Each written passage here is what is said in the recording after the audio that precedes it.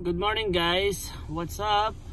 It's me, Falcon Boy. So today is Thursday, February 20, 2025 of course. And the current temperature here is negative 10 degrees Celsius. So just a recap lang. So bali yun, walang katapusang snow. Ayan, kung nakikita nyo sa aking background, nag-uumpisa na naman yung florist. And we are hoping na sana hindi siya ganun kadami para naman kahit paano makahinga-hinga yung mga tao.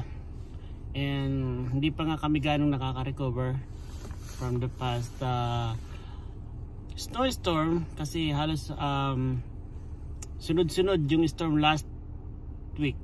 So yun. So sa ngayon guys, bali ikukwento ko lang sa inyo kasi yun nga, yung kahapon nga while I'm driving on the way to work, so yun nga, biglang may nag-appear dito sa aking dashboard. Some of the features here are not working, especially the radar. It says radar obstructed. So yun yung sensor. So sobrang kabado talaga ako sa nangyari. Kasi biruin mo, habang nagdadrive ka, biglang mag-a-appear yung ganung message. So syempre matataranta ka, hindi mo alam kung anong gagawin mo. And besides, so yun, first time ko lang kasing ma-encounter yung ganung message. So ang ginawa ko, yun, sa sobrang taranta ko pala, nagtatatawag ako ng mga friend ko, and then yun, and ang nakakabuang yung tumawag ako sa aking dealer, sa Honda dealer actually. Tapos sinabi ko yung situation, and then tinanong ko kung anong ang magandang option na gawin. So sabi nung nakausap ko doon, i-appointment daw ako. And then nung tinanong ko siya kung how much will it gonna cost me if I'm gonna take the appointment, and then yun nga sabi is $175 just to yun lang is for the ano lang, diagnostic pa lang yun. And hindi natin alam kung kung may more than that pa na problema. And sabi ko nga dun sa kausap ko, sabi ko tatawagan ko na lang ulit siya. And the good thing is, yun nga, naisipan ko mag search sa YouTube kung anong gagawin ko. So thank God kasi may nakita kong video na the same situation.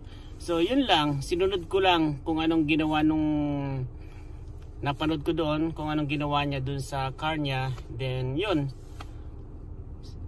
yun lang pala guys, lilinisin lang yung sensor doon sa baba, yung doon sa may katabi ng fog light. So yun, linisin lang kasi actually guys, natatakpan talaga siya ng ice. And hindi ko rin alam na ganun pala yung yun, na pag natakpan yun talagang hindi gagana yung sensor niya.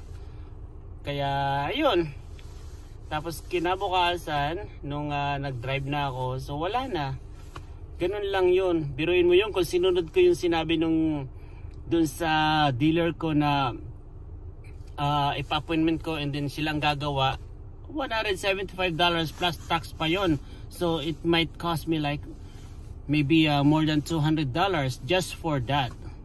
Kaya yun guys, sobrang ano lang talaga, sobrang saya ko. And then sobrang nakakatawa lang kasi halos lahat ng kasagutan is nasa social media. Dapat magaling ka lang talaga mag-research. Kaya yun guys.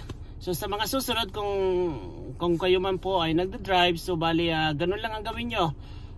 Wag basta-basta magpapa-appointment ka agad. So kailangan mag-research pa rin para yun. Kung talagang sobrang hindi na talaga magawa, yun lang yung time na kailangan magpa-appointment sa yung dealer. Yun lang, na-share ko lang. Bye-bye. Where the left shoulder is blocked up with a collision, vehicles in the right lane have been moved off to the side.